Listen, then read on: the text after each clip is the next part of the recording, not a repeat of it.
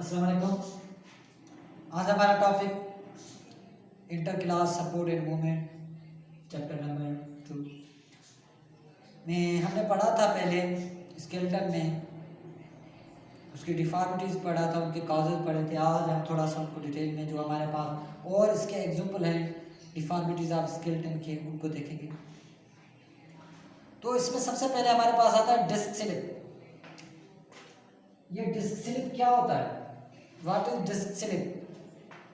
आपको बताना चाहिए कि डिस्क स्लिप एक वो आपको जो आपके दो बोन होते हैं, जैसे कि वर्टिब्रल बोन है, वर्टिब्रल बोन के बीच में एक किस्म की क्या आ जाती है कि इस पर हमारे पास कशंस आ जाता है, मतलब कि एक किस्म का सॉफ्ट टिश्यू आ जाते हैं जिसको हम क्या कहते हैं कि डिस्क कहते हैं।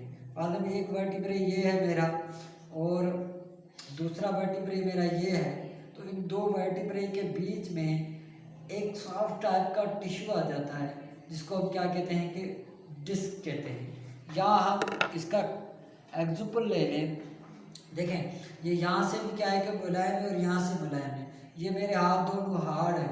अब ये यहाँ अगर एक दूसरे में इस तरह से प्रेजेंट है और ये इस तरह से ऐसे ऐसे हमारे बोन हो रहे हैं, तो इनको किसी किस्म का कोई नुकसान नहीं हो रहा है। उसके बीच में एक स्पेस भी रह जाता है और इसके बीच में क्या आ जाता है कि हमारे पास एक किस्म का कशंस आ जाता है, डिस्क आ जाता है, ये सॉफ्ट टिश्यू आ जाता है जो क्या करता है कि बचाता है हमारे पास। किससे बचाता है कि दो वर्टिब्रे के इन्फेक्शन से बचाता है। अब ये जो डिस्क होता है ये किस चीज़ का बना होता है? जैसे कि हमारे पास ये हमारे पास क्या है कि ये एक वर्टिब्रा है, ये दूसरा वर्टिब्रा है, ये तीसरा। अब इनके बीच में यहाँ क्या आ जाता है कि डिस्क आ जाता है, इनके बीच में यहाँ क्या आ जाता है डिस्क। अब ये डिस्क क्या होता है, हम थोड़ा सा डिस्क को देखें तो ये इसके बाहर से क्या होता है कि हमारे पास कार्टिलेजिनस टिश्यू होते हैं और बीच में क्या होता है कि फ्लूइड होता है, प्रेजेंट होता है। बीच में क्या प्रेजेंट होता है इसके? फ्लूइड। ये बाहर से हमारे पास क्या है कि कार्टिलेजिनस टिश्यू होते हैं और बीच में क्या होता है कि फ्लूइड होता है जिसको हम न्यूक्लियस स्पोरोसिस कहते हैं। तो ये हमारे पास क्या होता है कि फ्लूइड है बीच में और बाहर से कार्टिलेजिनस टिश्यू है। तो ये क्या करते हैं कि किसी भी जर्क मतलब कि किसी भी अचानक का जो झटका वगैरह होता है जो दो वर्टिब्रे के आपस में ना, उनसे बचाता है। उनके अलावा यहाँ से क्या निकल रही होती है इन स्पेस में? आपको पता है कि वर्टिब्रल कॉलम के अंदर क्या होता है, वर्टिब्रल कॉलम के अंदर हमारे पास स्पाइनल कॉर्ड होती है और जो स्पाइनल कॉर्ड होती है उनसे क्या निकल रही होती है? वर्टिक नर्व निकल रही होती है। ये हमारे पास क्या है कि नर्व जो कहाँ से निकलती हैं? इस वर्टिब्रल कॉलम से निकलती हैं। अब वर्टिब्रल कॉलम के जो दो वर्टी उनके बीच में स्पेस है, वहां से क्या निकल रही होती है? नर्व निकल रही होती है। जो नर्व किसके साथ अटैच होती है? स्पाइनल कॉर्ड से अटैच होती है।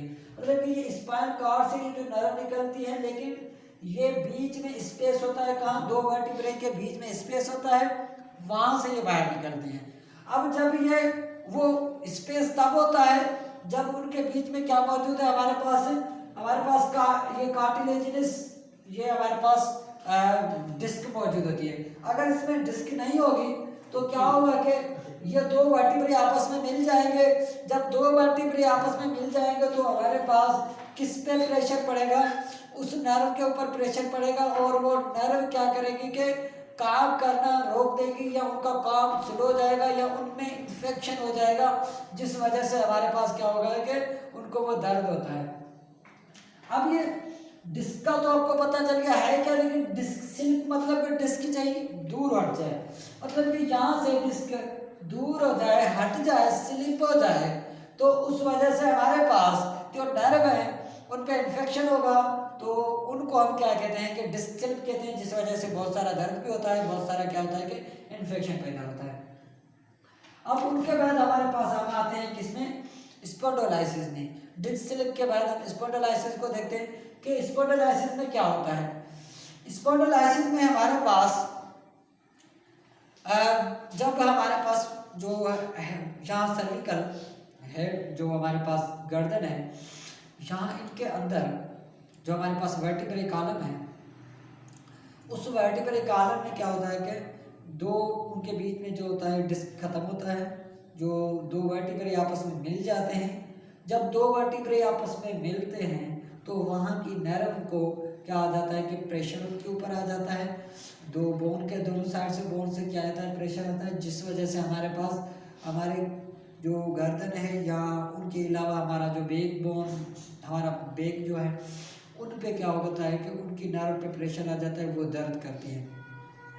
और हमारे पास गर्दन में भी दर्द होता है, जिसको हम गर्दन को मोड़ नहीं सकते हैं, मतलब ऐसे ऐसे हम गर्दन को क्या नहीं कर सकते, मोड़ नहीं सकते हैं। तो फिर हमें क्या पहनना पड़ता है कि यहाँ कॉलर पहनना पड़ता है, जो क्या दे उनको हमारे गर्दन को ऊपर रोक के रखे, सीधा करके रखे वो कॉलर, जिस वजह से हमारे पास हमारा जब तक हमारा वो इन्फेक्शन ठीक हो जाए या सही हो जाए। तो स्पॉन्डिलाइटिस मतलब कि ये इन्फेक्शन है, जिस मैंने बताया हमारे पास सर्विकल रीजन जो होता है उसमें ये होता है। आपको पता है कि हमारे पास जो वर्टिब्रल कॉलम होता है उसके 5 रीजन होते हैं, 5 to 4 होते हैं। एक हमारे पास सर्विकल रीजन होता है, थोरेक्स, लंबर और उनके बाद सैक्रम एंड कोक्साइज होता है, ठीक है। तो अब हमारे पास स्पॉन्डिलाइटिस के बाद आता है आर्थराइटिस। आर्थराइटिस मैंने पहले भी बताया, इसमें जेनेटिकल काज भी होता है, उनके अलावा हमारे पास हार्मोनल काज भी होता है। इसमें क्या हो जाता है कि स्वेलिंग ऑफ जॉइंट्स हो जाता है। इसमें क्या होता है कि उस वजह से पेन होता है, इसको इन्फ्लेमेशन भी कह सकते हैं। क्या कह सकते हैं कि इन्फ्लेमेशन हो जाता है, सूज जाता है, पेन होता है, और ये क्या बन जाता है कि इनमूवेबल बन जाता है। ये क्या बन जाता है, इनमूवेबल। तो फिर हम इनके लिए पेन किलर्स वगैरह खाते हैं। उनके अलावा इनमें हमारे पास जेनेटिकल इन्फेक्शन भी होता है। इसमें क्या होता है कि जेनेटिकल काजेज भी होते हैं, जेनेटिकल भी हमारे पास आर्थराइटिस हो जाता है, और हमारे पास बैक्टीरियल भी हो सकता है। बैक्टीरियल्स के लिए फिर हमें एंटीबायोटिक्स खाना पड़ता है, लेकिन ये हमेशा के लिए सही नहीं हो जाता, कुछ टाइम के लिए सही होता है, उसके बाद इन्फेक्शन मतलब कि परमानेंटली सही नहीं हो पाता। उनके बाद हमारे पास लास्ट वन है सियाटिका। सियाटिका हमारे पास जो लंबर रीजन होता है उनके एंड से निकलता है एक नर्व, जिसको हम सियाटिका नर्व कहते हैं। अब जो हमारे पास लंबर रीजन है उनसे उनके एंड से निकलना मतलब सेक्रम से, मतलब कि सेक्रम से निकलता है हमारे पास एक नर्व निकलती है, जिसको हम लार्ज नर्व भी कहते हैं या सियाटिका नर्व कहते हैं। वो हमारे पास कहाँ तक जाती है, हमारे पास फुट तक जाती है। कहाँ तक, हमारे पास ये फुट तक जाती है, पाँव तक जाती है। ये नर्व, जब इन नर्व पे क्या आता है कि प्रेशर, कैसे प्रेशर आता है, जैसे हमारे पास सेक्रम एंड लंबर रीजन है, उनके एंड से क्या होता है कि दो वर्टिब्राई होते हैं। जब दो वर्टिब्राई के बीच में कार्टिलेज खत्म हो जाता है या चोट वगैरह लगने से, ट्रॉमा वगैरह लगने से वो निकल जाता है, तो वहाँ बोन के ऊपर क्या होता है कि दो वर्टिब्राई आपस में मिलते हैं, तो उन नर्व पे ऊपर क्या आता है, प्रेशर आता है, जिस वजह से हमारे पास सियाटिका नर्व जो होता है उनमें इन्फेक्शन होता है। या ये हमारे पास ज़्यादातर जो बटाक से निकलती है हमारे पास नर्व, बटाक रीजन से हमारे पास पीछे से हमारे टांग में पूरे से गुजर जाती है, पूरे टांग में होती है। और उनके अलावा हम जब बटाक में इंजेक्शन लगाते हैं डॉक्टर, उस इंजेक्शन को मतलब अगर इंजेक्शन सही जगह पे ना लगे और वो इस नर्व पे लग जाए तो भी हमारे पास ये क्या हो जाता है कि इन्फेक्शन हो जाता है, जिस वजह से हमारे पास टांग वगैरह जो होता है उसमें दर्द होता है, हम जो चलने के काबिल नहीं रहते, फिर हमें बहुत टाइम तक रेस्ट करना पड़ता है, उसके बाद जाके आराम आराम से सही होता है। तो ये हमारे पास क्या था कि डिफॉर्मिटीज़ ऑफ स्केलेटन था। इंशाल्लाह आपको समझ में आया होगा। हम सुबह से आगे स्टार्ट करेंगे।